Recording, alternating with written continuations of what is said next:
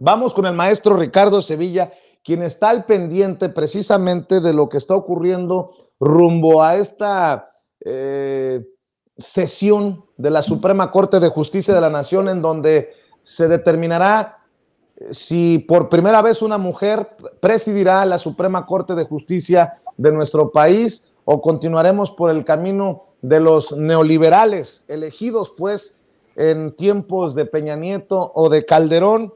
Y bueno, creo que de alguna manera también a los neoliberales se les está cayendo el teatrito, por eso urgidos a que la UNAM se pronunciara durante el fin de semana, a que saliera todo el estiércol con el que quieren embarrar este proceso, no solamente a Yasmín Esquivel, no solamente al presidente Andrés Manuel López Obrador, se vienen temas muy importantes como la constitucionalidad o inconstitucionalidad, dependiendo del caso, de la reforma electoral, el plan B del presidente, y eso lo definirá la Suprema Corte de Justicia de la Nación. Por eso es tan importante lo que está ocurriendo en el máximo tribunal de nuestro país. Por eso le decía, déjeme saludar al maestro Ricardo Sevilla, periodista independiente, escritor, condecorado, reconocido con el Premio Nacional de Locución 2022, columnista del diario Basta y orgullosamente miembro de esta familia sin censura.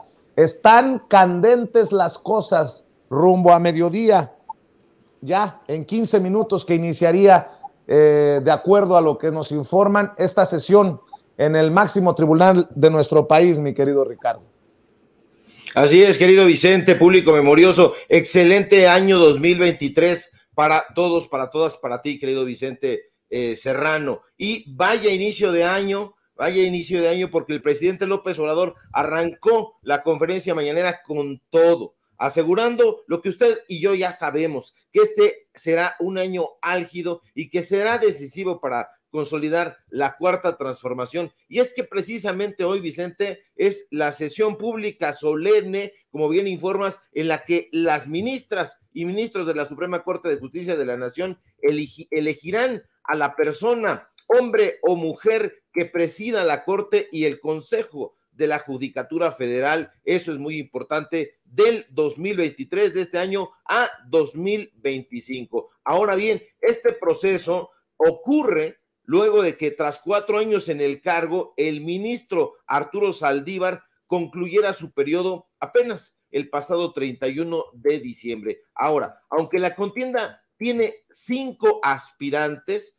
que no se han mencionado, Javier Lainez, Alberto Pérez y Norma Lucía Piña, la atención está concentrada en dos actores, en la magistrada Yasmín Esquivel y en el ministro Alfredo Gutiérrez Ortiz Mena. La decisión definitivamente no será nada fácil, y es que de entrada la sesión que se llevará a cabo este lunes ya al mediodía, 14 minutos se supone que iniciará, será presidida, fíjese usted, por Luis María Aguilar Morales. Él no está contendiendo, es el ministro decano, es decir, el de mayor antigüedad, y en ella participarán los 11 ministros que conforman la Suprema Corte. Y eso, desde mi punto de vista, es el primer dique, porque no debemos olvidar que Luis Miguel Aguilar siempre ha obedecido a los intereses de Felipe Calderón. ¿A qué me refiero? Usted lo debe saber. Este personaje, este ministro decano, fue nominado por el propio Calderón en 2009. Entonces, ese es el primer problema desde mi punto de vista. Ahora bien, en el Pleno, los 11 miembros deberán emitir su voto en favor de alguno de los 5 candidatos que hoy aspiran a suceder a Arturo Saldívar.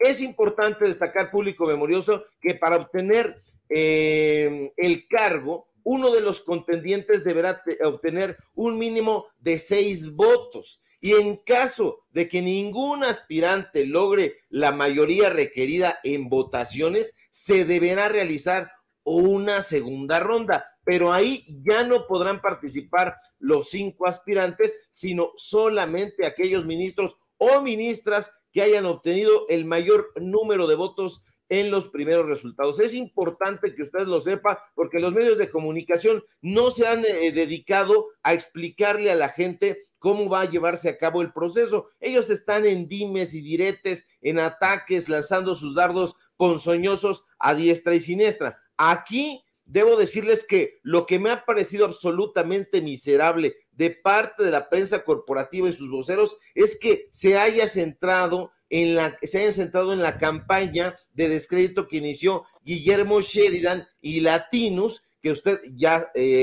conoce los detalles porque se los hemos contado aquí y en otros espacios, esta campaña contra la ministra Yasmín Esquivel, y no nos han dado a conocer el perfil de los aspirantes a presidir la Suprema Corte de Justicia. Ahora, en este momento, desde luego, ya ha quedado desmontado el supuesto plagio que habría llevado a cabo la ministra Yasmín Esquivel, que tanto cacarearon los neoliberales en todas partes. Hubo un nado sincronizado, usted ya lo sabe, salió en Latinos, lo firmó Guillermo Sheridan, pero le dieron vuelo en el Universal, en Excelsior, en Milenio, en el Financiero, en todos los medios de comunicación corporativos y desde luego en los perfiles de Twitter, de Facebook, de la oposición y sus hordas de bots. Ahora, Sheridan y sus compinches, Vicente, contaban con que la UNAM iba a responder tardíamente a favor de su bélica cruzada, pero ¿qué crees? No fue así. La UNAM ya respondió y respondió formalmente y categóricamente, pero la respuesta no está en las redes sociales. Nosotros que siempre estamos revisando y estamos muy atentos con esto, es importante que demos a conocer que la respuesta salió en la Gaceta UNAM y aquí nosotros tenemos esa Gaceta. La respuesta que da la Universidad Nacional Autónoma de México es tremenda porque desmonta el montaje, lo desmonta completamente porque estos personajes que usted ya sabe perfectamente que o no leen o se hacen los pasguatos, pasaron por alto la pregunta que había hecho la gente y de verdad Yasmín Esquivel hizo su tesis antes que el personaje que habría sido plagiado y la ministra Esquivel denunció que el archivo que contiene sus tesis fue indebidamente y de forma ilegal modificado el 22 de diciembre. Sí, ese 22 de diciembre pasado. Ahora, la UNAM lo corrobora en la Gaceta UNAM. Dijo que en efecto, al revisar los PDFs de las tesis, se observó la ausencia de 8 páginas. La UNAM dijo, porque lo acepta, que llevará a cabo un conjunto de acciones para evitar la repetición de sucesos reprobables. ¿Y qué cree usted que ha dicho Latinos? ¿Qué cree que ha dicho Guillermo Sheridan? Nada. No ha dicho absolutamente nada. Aquí lo está usted viendo en su pantalla. Lo dice con todas sus letras. Es la Gaceta UNAM. No es una postura de la ministra Esquivel. Aquí dice con todas sus letras en el punto 6 sobre el señalamiento público de la exalumna que presentó su tesis en 1987 en el sentido de que el archivo que contiene su tesis fue indebidamente y de forma ilegal modificado el 22 de diciembre de 2022, es importante dar a conocer lo siguiente. Y ahí explica, en la década de los 80, la UNAM microfilmaba las tesis presentadas. B, en el año 2000 se inició la digitalización de las tesis microfilmadas para convertirlas en archivos PDF. C, al comprobar los PDF de las tesis en cuestión, se observó la ausencia de 8 páginas en el archivo del trabajo de la exalumna, o sea, de Yasmín Esquivel. La UNAM lo acepta y dice en el inciso D, por lo tanto, hubo necesidad de retomar el microfilm para escanear las páginas faltantes y completar el PDF en el repositorio del TESIUNAM.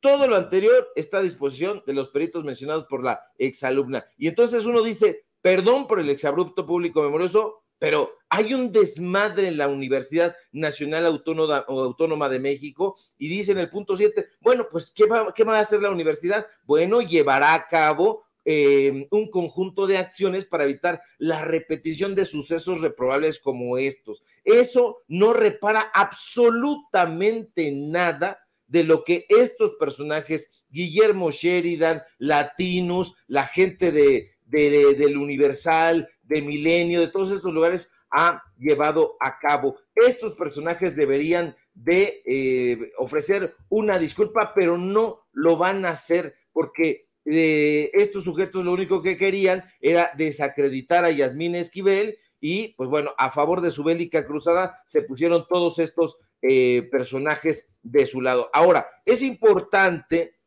concentrarnos en lo relevante, en lo verdaderamente relevante, el proyecto que Yasmín Esquivel presenta para presidir la Corte. Es un proyecto que estos sujetos que te digo que no leen, siguen sin hacerlo. El proyecto se llama Justicia para todas las personas y va bajo el lema del expresidente Benito Juárez. Juárez decía, nada con la fuerza, todo con el derecho y la razón, y este es el título del proyecto que presenta Yasmín Esquivel. Es la ministra, ya lo sabe usted, que aspira a presidir la Suprema Corte de Justicia de la Nación. Y aquí es donde comienzan las incomodidades para la derecha. Y es que uno de los objetivos, Vicente, de la ministra Esquivel es que el Poder Judicial tenga un objetivo muy claro. ¿Cuál es ese objetivo? Incluir a más mujeres. Y yo le pregunto aquí retóricamente, ¿usted cree que eso de incluir más mujeres en el Poder Judicial coincide con las ideas machistas de Guillermo Sheridan? ¿Usted cree que esa propuesta coincide con las inclinaciones misóginas de Broso, el empleado de Latinus? ¿Usted cree que personajes como Raimundo Rivapalacio, que hoy sale, por cierto, a decir que su reportero estrella, Juan Carlos Rodríguez, salió el fin de semana a buscar a Ulises Báez Gutiérrez, el supuesto personaje a quien la ministra Esquivel habría plagiado para entrevistarlo? ¿Están interesados en darle a usted a conocer la auténtica información en torno a este caso? Claro que no, por supuesto que no. Y bueno, pues nosotros vamos a estar muy atentos con lo que se vaya generando en torno a la información sobre este proceso, que no es solamente un proceso interesante, Vicente, es un proceso decisivo y también un proceso histórico. Si hay una mujer que vaya a presidir la Suprema Corte de Justicia de la Nación, está muy pendientes, pero desde mi punto de vista no le surtió efecto este nuevo montaje que llevó a cabo Latinus. Por cierto, ¿qué hay detrás de todo esto? Porque la gente puede decir, sí plagió, no plagió, dependiendo del medio en el que se informe. Pero cuando dice el presidente hoy en la mañanera que el Poder Judicial está secuestrado, ojo, uno entendería lo relevante de lo que va a ocurrir hoy en la Suprema Corte de Justicia de la Nación. Está secuestrado el Poder Judicial, dice el presidente hoy. Vamos a ver y escuchar. Que por cierto, aquí está la jefa de gobierno y de manera respetuosa le pido que no se deje la investigación sobre lo sucedido. Renovaciones que se dan al iniciar 2023. Y hablando de los pendientes que hay, uno de los pendientes y retos que siempre se han tenido es la seguridad y la justicia. En este caso, la impartición de justicia. Aquí se han expuesto los vicios que se mantienen todavía en el Poder Judicial. Precisamente el día de hoy, la Suprema Corte va a renovar su presidencia y, por lo tanto, la presidencia del Tribunal Federal. Preguntarle, presidente, ¿cómo ve que será esta elección? ¿Cómo ve que será la votación? Si considera o está viendo que van a influir las presiones externas, sobre todo por la ministra Yasmín Esquivel, y si nos pudiera compartir en su experiencia cómo ha visto el trabajo de cada uno de los 5 candidatos que aspira a ser el presidente de la Suprema Corte. Hay 2 mujeres, las ministras Yasmín Esquivel y Norma Piña. También está el ministro Javier Lainez, Alberto Pérez Dayán y Alfredo Gutiérrez. Si nos pudiera compartir un poco en su experiencia cómo ve los 5 perfiles que aspiran a estar al frente de la Suprema Corte y cómo ve la votación que tendrá que ser el día de hoy. Bueno, hablábamos de una transformación que se inicia, hablábamos de sentar las bases, Pero una transformación es un proceso, es como una transformación permanente. Nosotros avanzamos. También hace un momento mencionaba que el porfiriato significó 34 años de dominio, pero el neoliberalismo o neoporfirismo se llevó 36 años. Imagínense, se metió hasta lo más profundo, hasta la médula. Pero también vuelvo a la importancia de nuestras culturas. No pudo con el México profundo. No pudo el neoliberalismo. Por eso estamos aquí.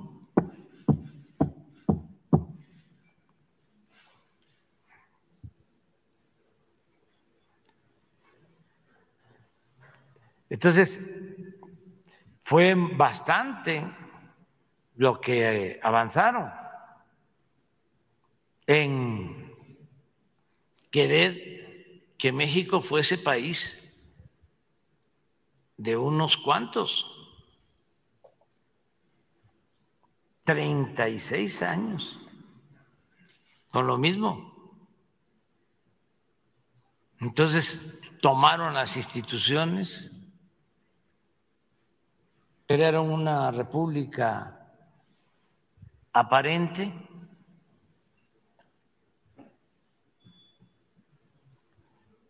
dedicaron el gobierno a facilitar el saqueo,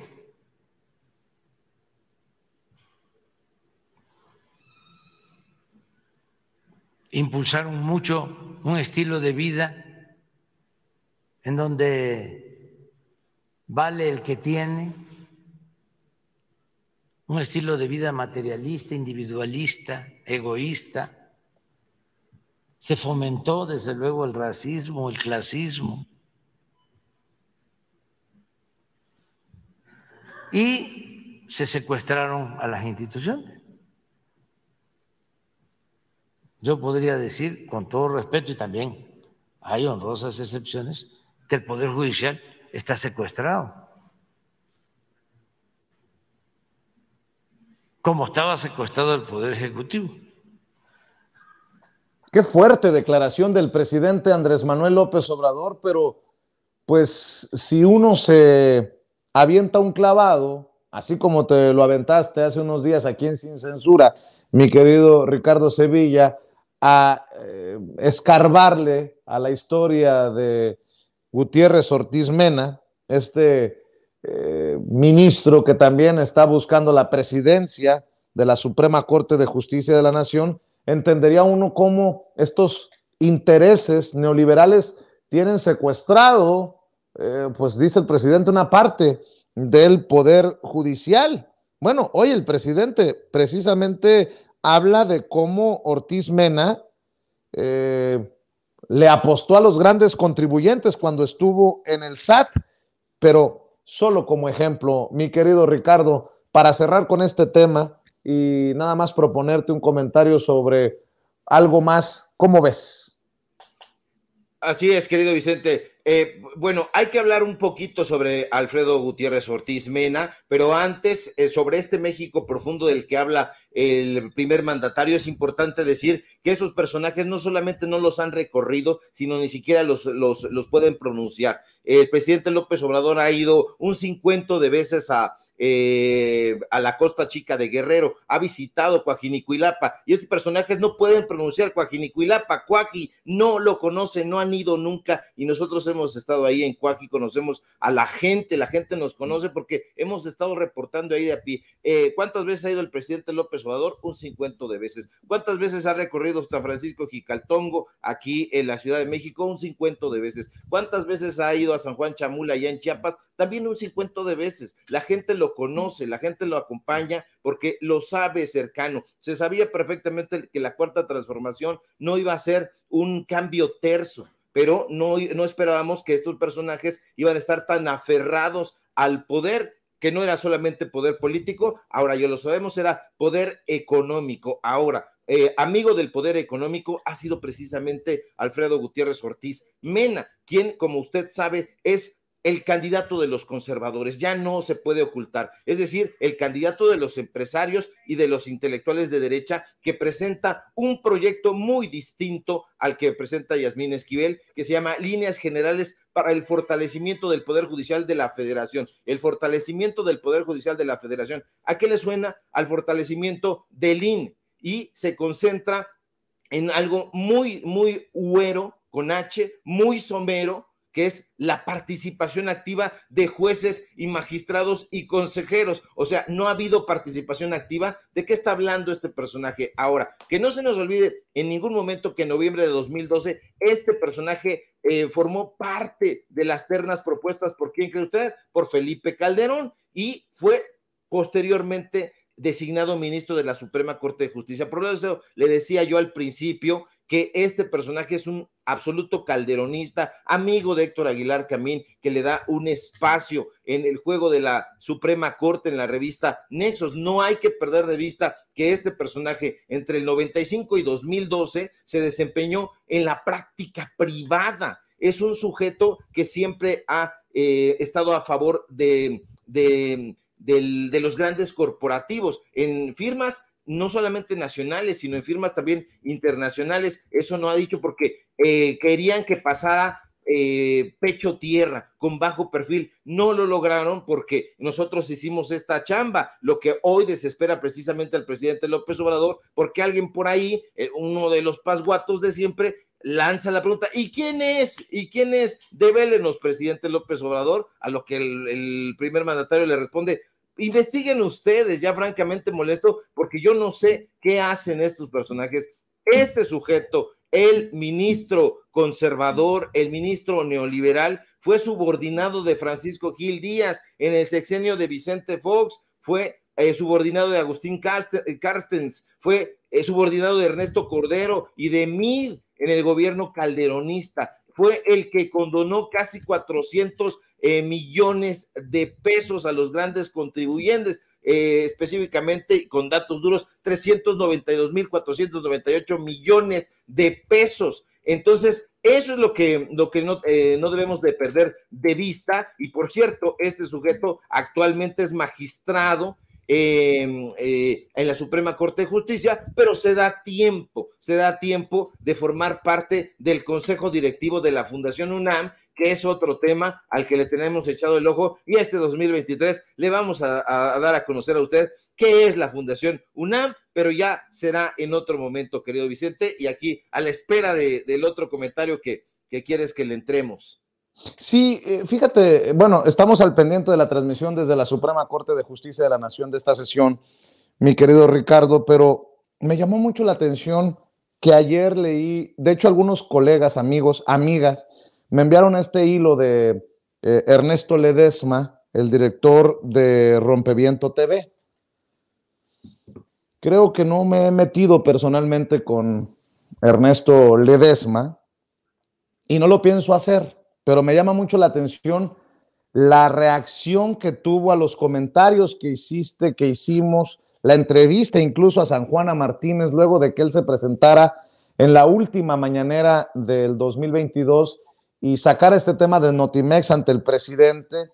Menciona, yo sí, la verdad, debo decir con todo el sarcasmo del mundo, me refería ¿cómo le llamo? La intocable de la 4T, palabras más, palabras menos. Ese fue su fraseo de Ernesto Ledesma en la mañanera, y de cómo señalaba básicamente que San Juana se estaba clavando o malgastando no sé cuántos millones de pesos, ¿no? En tiempos de la huelga. Pero, caray, yo con mucho respeto a Ernesto Ledesma le digo, a ver, pues seguramente muchos no están de acuerdo cuando yo voy a la mañanera y hago una exposición, un planteamiento, y pues a eso estamos abiertos. Pero de ahí a las descalificaciones personales y estas cosas, dice, y como no tengo ningún reparo, ningún miedo, lo voy a mencionar. Creo que tiene varios hilos, porque dice hilo 1 e hilo 2, y hay algunos que son hasta de 20 y tantos tweets. Pero bueno, creo que habíamos mencionado una reacción a algo que tú publicaste en Twitter, y ayer escribió: después de mi intervención en la conferencia de prensa del presidente López Obrador el día 30 de diciembre, se desataron una cadena de ataques a través de trolls, bots o personas con identidad. También la directora de Notimex, San Juana Martínez, hizo declaraciones. Y sigo leyendo este primer hilo. Me voy a permitir escribir un kilométrico hilo para abordar el tema y responder algunos comentarios. Son 3 temas que abordamos con el presidente: el caso Kenia Hernández, el caso Viaducto Bicentenario y el caso Notimex. Los ataques en nuestra contra se centraron única y exclusivamente en el caso Notimex San Juana Martínez. Bots, trolls y personas en lo individual se lanzaron a los ataques e insultos. Es práctica común que esto suceda cuando uno se mete con la señora Martínez. Inmediatamente después de nuestra intervención en la mañanera, la directora San Juana Martínez acordó una entrevista con el señor Vicente Serrano en el medio Sin Censura. Mientras más pregunta el entrevistador y mientras más responde la directora de Notimex, es más claro el uno exhibe su sesgo favorable a su entrevistada y su aversión a mi persona; la otra, su ignorancia en lo laboral y lo sorpresivo, su confesión en el cobro indebido. Confesar que ella y su equipo consentido sí cobran en tiempos de una huelga legalmente existente implica que San Juana Martínez podría estar incurriendo en faltas administrativas por ser servidora pública, delitos penales por cobros indebidos, desacato a un ordenamiento de la autoridad laboral, sea por su asombrosa ignorancia o por su manipulación habitual. El señor Serrano y la señora San Juana también exhiben el truqueo. Nunca expuse que la directora San Juana Martínez resubiera a su cuenta personal el presupuesto de Notimex, sino que hicieron uso indebido del presupuesto debido a que la agencia se encuentra en una huelga legalmente constituida. Notimex recibió el siguiente presupuesto en millones: 220 en 2020, 218 en 2021, 228 en 2022, 237 millones en 2023. Si la huelga se asienta el 5 de marzo de 2020, ¿por qué la directora y sus cercanos cobran sueldos? ¿Cómo se justifica el incremento del presupuesto de 2022 y 2023? En sentido estricto, la directora San Juana Martínez y sus cercanos son esquiroles. Desde mi punto de vista, cobrar mientras otros compañeros están en la calle no solo es ilegal e indebido, es inmoral, como inmoral es defender este tipo de conductas para quedar bien arriba. Otra lamentable realidad es que la directora San Juana Martínez nunca se ha sentado en las mesas de negociación con los trabajadores de Notimex, nunca. ¿Cómo llegar a acuerdos si nunca te sientas a darle una oportunidad a la palabra? ¿Cuál es la demanda principal de la directora de Notimex para llegar a un acuerdo? La renuncia de la secretaria general del sindicato, Adriana Urrea. En la penúltima reunión de la mesa de negociación entre el sindicato y la dirección de Notimex estaban presentes la entonces secretaria de Gobernación, Olga Sánchez Cordero, la secretaria del Trabajo, Luisa María Alcalde, el vocero Jesús Ramírez Cuevas, el director del Centro de Conciliación y el representante de la Junta Federal de Conciliación y Arbitraje. La primera sorpresa fue que la directora de Notimex, San Juana Martínez, no se presentó a la mesa de negociación. La secretaria Olga Sánchez Cordero estaba sorprendida. Señaló que nunca le había sucedido eso, pero que seguirían porque esa era la instrucción del presidente López Obrador. Cuando el representante legal de San Juana Martínez, Víctor Fernández Peña, señaló que la condición era la salida de Adriana Urrea, la secretaria Luisa María Alcalde preguntó la razón o el fundamento de esa petición. El señor Fernández simplemente se encogió de hombros y dijo no saber. Todos los ahí presentes se voltearon con incredulidad a verse. No lo podían creer. No importa quién sea, tienes que fundamentar las razones, probar lo que dices. Se ha ordenado la reinstalación de 42 trabajadoras, incluyendo la secretaria Adriana Urrea. La directora de Notimex lo hace porque puede hacerlo. Nadie se atreve a meterse con ella, ni dentro del gobierno ni fuera de él. Las campañas en redes sociales y el espionaje de quien se atreva puede ser un costo muy alto. La directora de Notimex sabe que tiene el 100% del respaldo del presidente. Nunca supo atesorar eso y sus abusos y excesos han cruzado la dignidad y la integridad de muchas personas.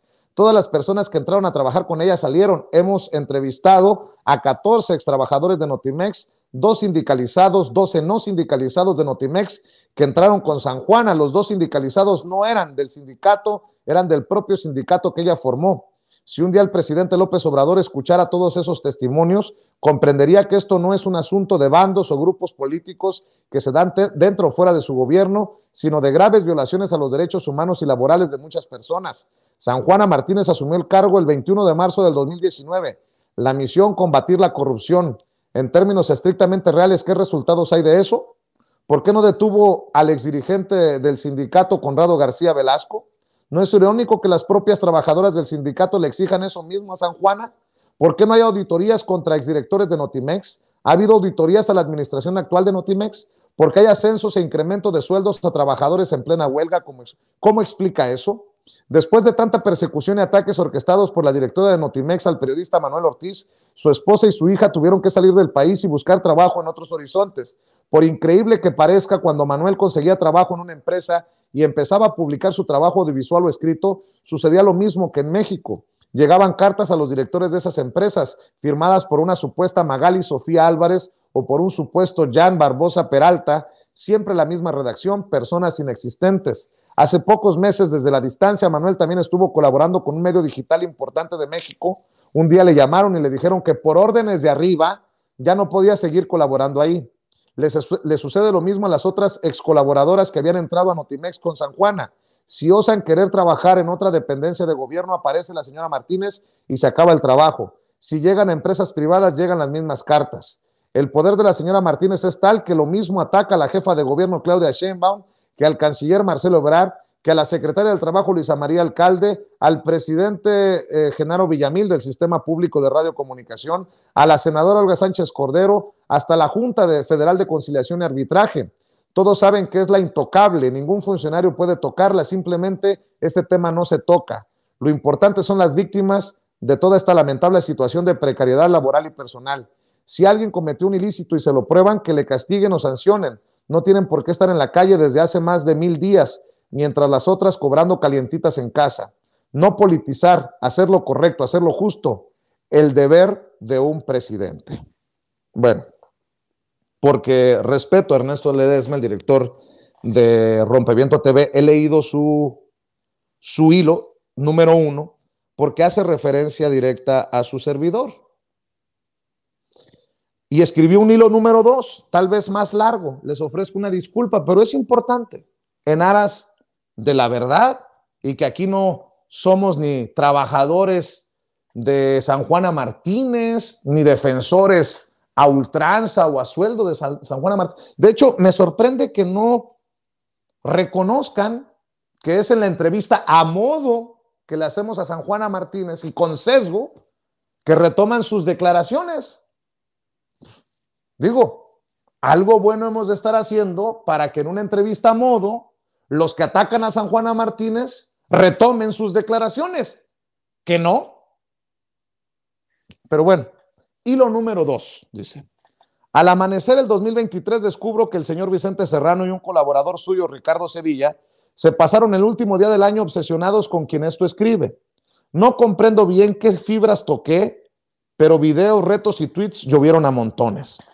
Lo relevante del caso Notimex lo escribí en el kilométrico hilo anterior. Los ataques y la respuesta a esos ataques no es importante, lo importante son las víctimas. Por esta ocasión y debido a la intensidad de los ataques voy a responder a nuestra audiencia. A ver, bueno, está bien, sigo leyendo. Sobre los ataques del señor Serrano y del señor Sevilla, sobre el señalamiento del señor Sevilla comenté con este tuit y él respondió con este otro. Solo añado la imagen de un tuit más que alguien de la audiencia colocó que explica un poco mi comentario. El señor Sevilla dice que el periodista Manuel Ortiz tenía 2 plazas en Notimex. El señor que se hace llamar de los datos duros está diciendo que San Juana Martínez le pagaba doble a Manuel. Tantita inteligencia no le vendría mal, que muestre los datos duros. Yo no dije que él era un bot o troll. Estoy señalando que es un servidor, es decir, que sirve a los pies de la directora de Notimex, que dice exactamente la versión de la señora Martínez y que se conduce con la misma vulgaridad al meterse con las esposas de los trabajadores. Cuando habla del periodista Manuel Ortiz, habla de su esposa y dice que es la sobrina de Roger Bartra.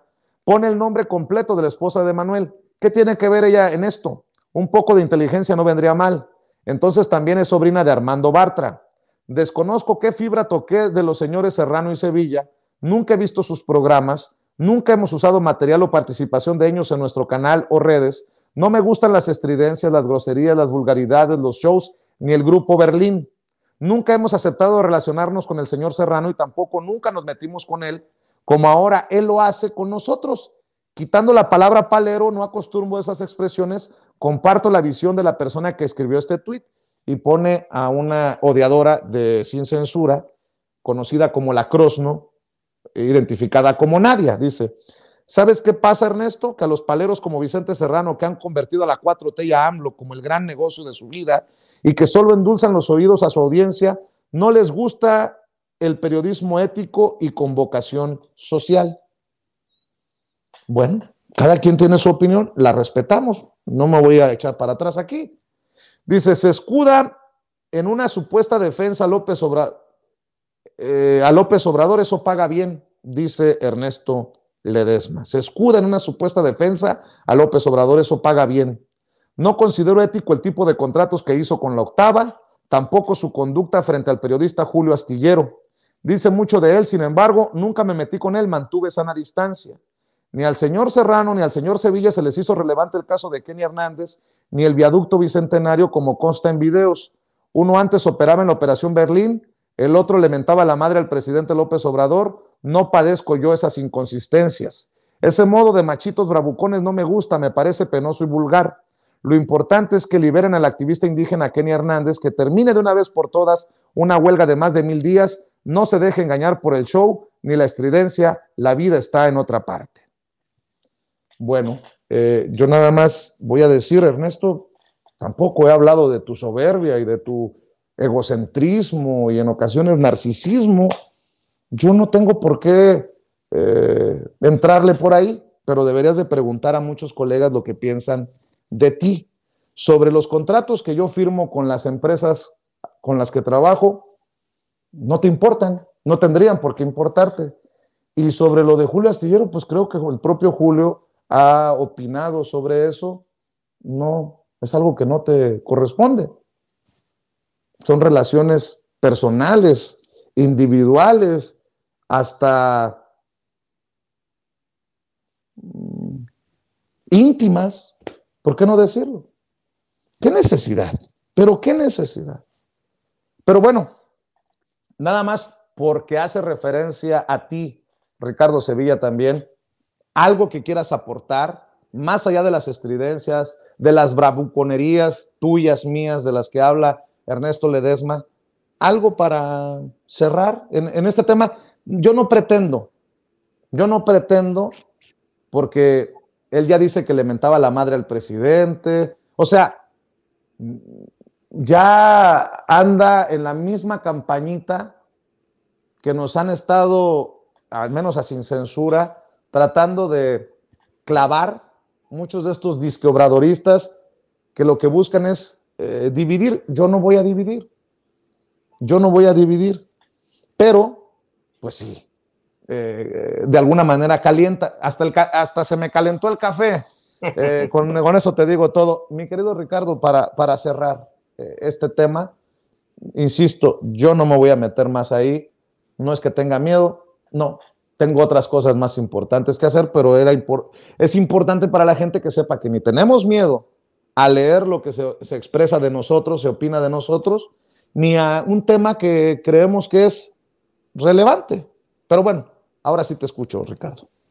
Claro que sí, querido Vicente. Pues a lo mejor yo hablo fuerte, a lo mejor yo grito y tengo, mi cabeza tiene una cierta congruencia con mi lengua. Y cuando hablaba de Manuel Ortiz y su esposa, Analí Meraz Bartra, la sobrina de Roger Bartra, no mencionaba que era hija de Eli Bartra ni sobrina de Armando Bartra, porque tiene una relación muy estrecha con Roger Bartra. Este personaje Ledesma, que es aburrido hasta la náusea, y ya habrá quien le guste y a quien no, pero no tenemos que ser muy inteligentes como él pide para darnos cuenta de que él se ha beneficiado de muchas cosas. Dinero público. Yo quiero ofrecerles datos duros y yo sí me voy a meter más en esto porque no hay forma de evadirlo, porque tiene que ver con el tema de Notimex y está muy relacionado. Entonces, he platicado con algunas personas que trabajan con Ernesto Ledesma. Nosotros no nos metemos con sus empresas, nosotros no decimos nada de la cadena de restaurantes que tiene Ernesto Ledesma, que inició en Chiapas y que ahora tiene aquí en la calle de Milán, en la colonia Juárez. Por cierto, que fui a comer ahí y me saludó Ernesto Ledesma. Tal vez no me reconoció, pero me dijo hola. Y estaba yo sentado ahí en su restaurante, porque yo tengo datos duros, yo no me ando con cositas, no me ando con cuentos y ese tipo de cosas. Trabajé con Enrique Krause, por supuesto que trabajé con Enrique Krause, no me descubrió Ernesto Ledesma ni absolutamente nadie porque se sabía perfectamente, estaba yo escribiendo en Letras Libres, trabajé en el periódico Excelsior, trabajé allá, los conozco muy bien, no tengo inconsistencias, como dice este sujeto. Yo le voy a demostrar que sí es importante hablar de los vínculos familiares del señor Ledesma, por ejemplo. ¿Qué pasó allá en Chiapas? ¿Qué pasó en el gobierno de Cuitláhuac García? No nos ha hablado mucho de lo que ha pasado. Estoy dando algunos indicios nada más de este personaje, un personaje polémico. Ojalá nos hablara de la relación que tuvo su hermana en el gobierno de Cuitláhuac García. No nos va a hablar. Yo sí le voy a hablar al respecto y le voy a aportar datos duros y cuánto ganaba la hermana de Ernesto Ledesma y qué tiene que ver toda esta trama con el caso Notimex. Entonces voy a presentar un reportaje. Ya la misma gente habla, la misma gente dice, la gente que trabajó con Ernesto Ledesma y que lo ha tratado, él dice que nosotros somos estridentes. Veo este hilo, también lo leí y esperé alguna develación, algún dato duro. Yo lo he escuchado en sus mañaneras, por cierto, lo escucho así porque me da un sopor, me da un soponcio, me parece bastante aburrido, pero yo tampoco me he metido ni me interesa meterme con él en lo personal. A mí sí me interesa esclarecer las cosas puntualmente, decir quiénes son los periodistas que realmente son independientes y quiénes se hacen pasar por periodistas independientes y pues bueno, realmente no lo son. Y Ernesto Ledesma forma parte de estos personajes. Yo le voy a aportar a usted datos duros sobre este sujeto. Me va a odiar porque ya me dijeron sus colaboradores que odia y que es resentido para toda la vida y va a estar buscando alguna cosa que haya yo dicho hace 20 años. A lo mejor si lloré cuando salí de sexto con el vals, él lo va a sacar ahí a relucir en algún momento, pero realmente no me interesa. Yo voy a sacar ese reportaje que tiene que ver con el tema Notimex y por qué está trabajando Ernesto Ledesma ahí, por qué le conviene y qué ha hecho también con un cierto presupuesto que ha ingresado a las manos de su hermana de parte del gobierno de Veracruz. Aquí sí ya debe de importarle a Ernesto Ledesma qué onda con la familia. Yo se lo dejo ahí porque no le quiero quemar a usted el reportaje que vamos a presentar.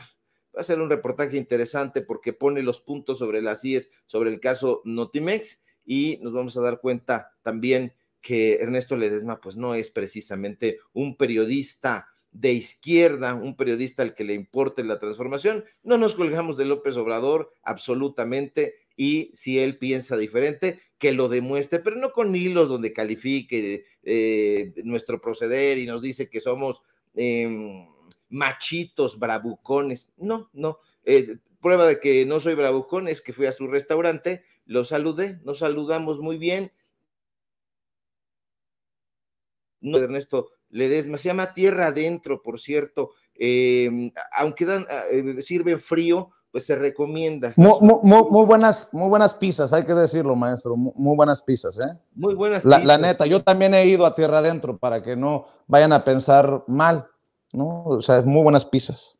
Buenas, sí. Ahí lo saludamos, no nos reconoció y todo bien, perfecto, pues cada quien hace con su dinero lo que viene. Los colaboradores son los que están enojados y los que nos han buscado y que nos dicen que no les paga, teniendo cadena de restaurantes, pues sí llama la atención que no pague y bueno, en fin, ya presentaremos los datos duros, querido Vicente, y pues mientras tanto que saque los hilos que quiera, a nosotros nos da mucha risa y bueno, no queremos dividir porque además no tenemos por qué dividir ningún proyecto. Nosotros tenemos un proyecto periodístico. Personalmente yo tengo un proyecto que se llama Los Datos Duros. Ya le voy a mostrar quién es su amigo Manuel Ortiz, quién es la esposa de su amigo Analí Meraz Bartra y cuál es la relación que tuvieron con Guillermo Sheridan, cómo infiltraron la UNAM y bueno, varias cositas que le van a interesar y no con hilos. Se lo va a poner en un texto que lo vamos a publicar en Paralelo 24 y si hay chance, querido Vicente, pues lo presentamos acá también para que la gente sepa, ¿no?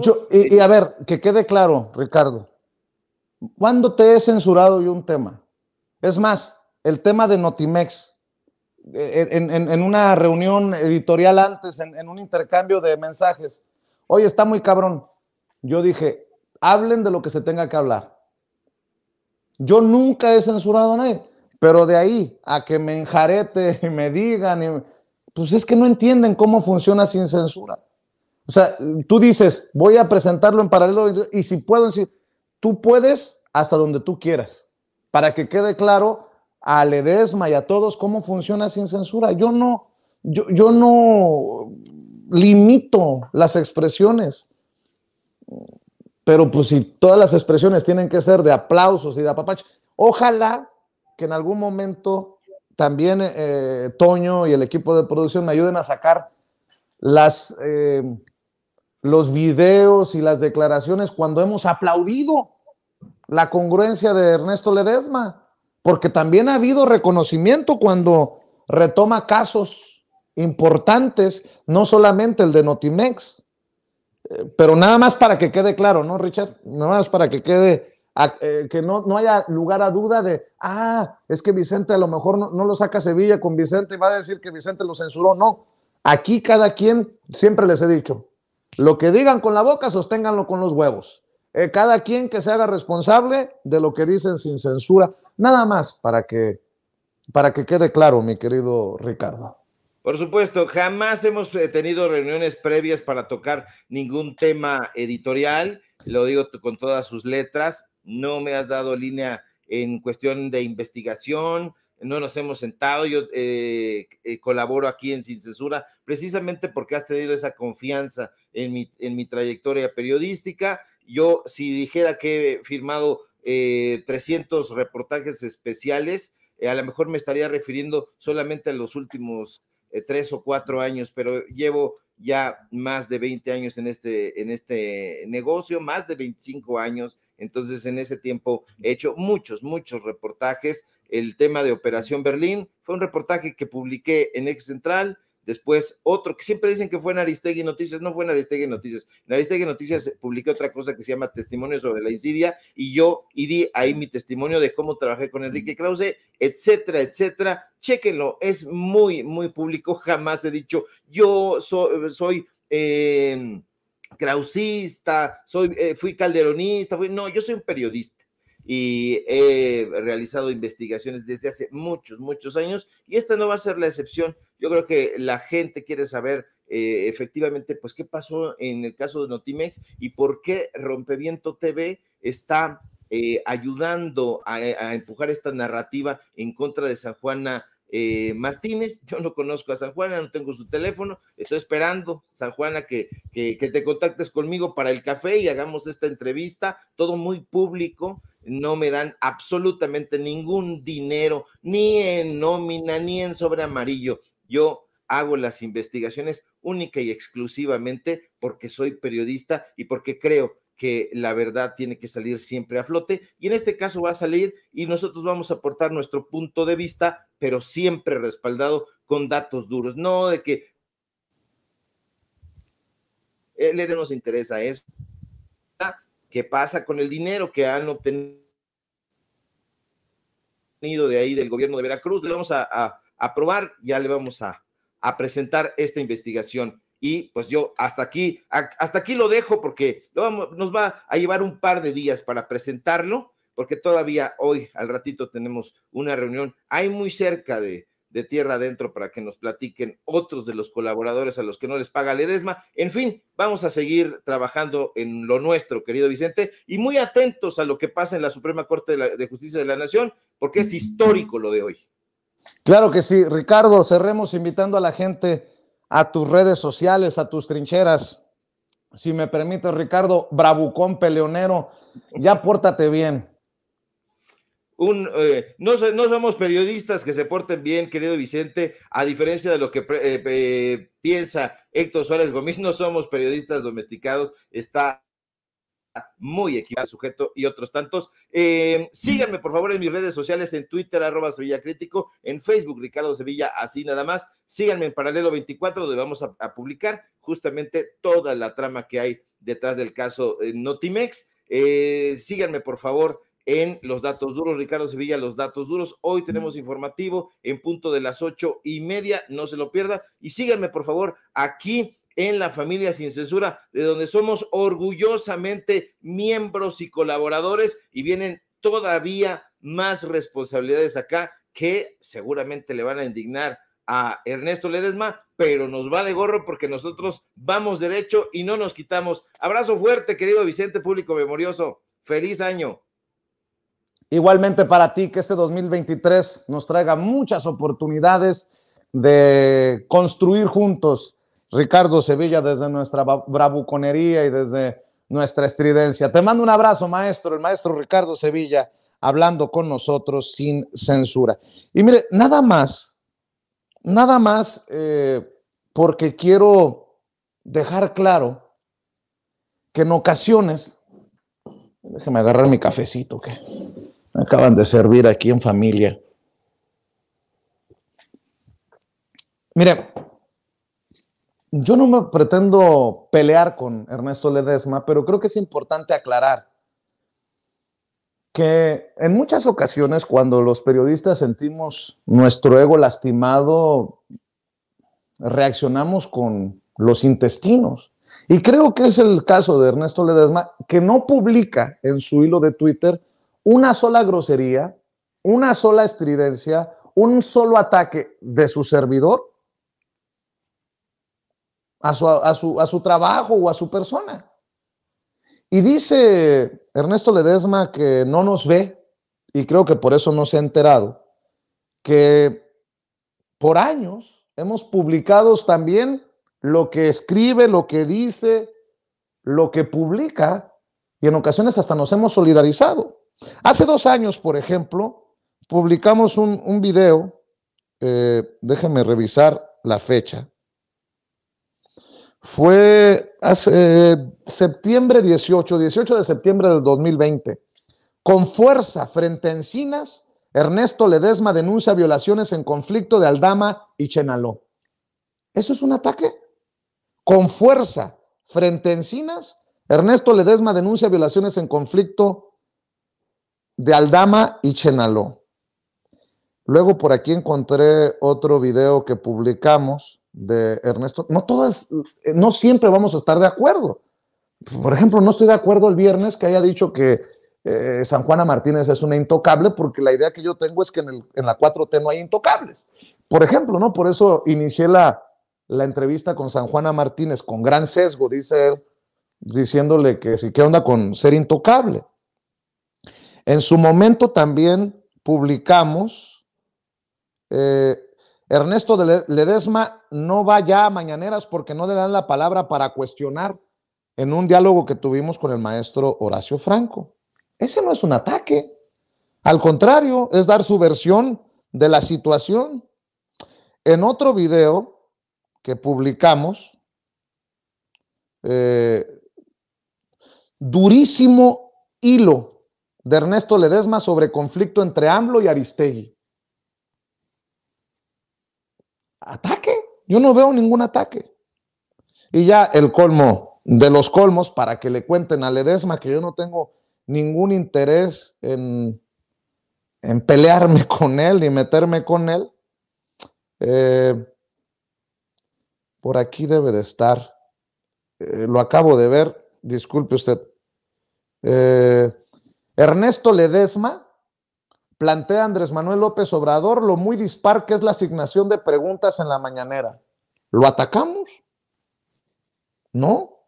Le estoy leyendo los títulos que aparecen en nuestros canales de YouTube.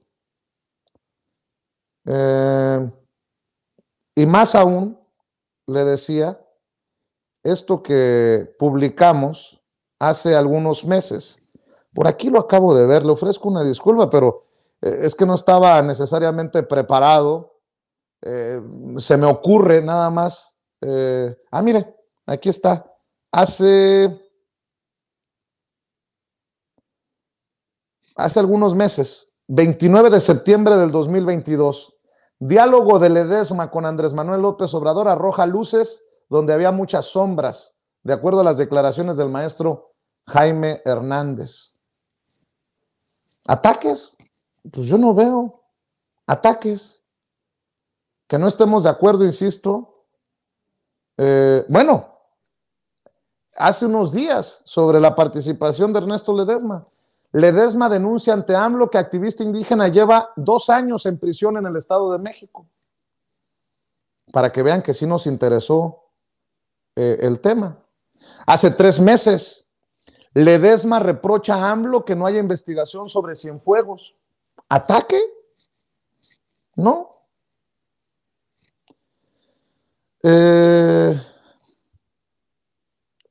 Hay un video, sobre todo, que le voy a mencionar a Ernesto Ledesma de hace 8 meses, con miles de visualizaciones. Es más, mire, ahí está la carota de su servidor.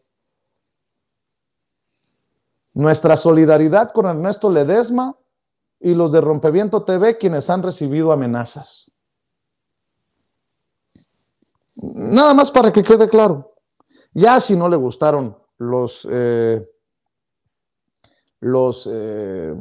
contratos que firmé con la octava, que si mi pleito con Julio Astillero, pues me parece muy tonto, ¿no?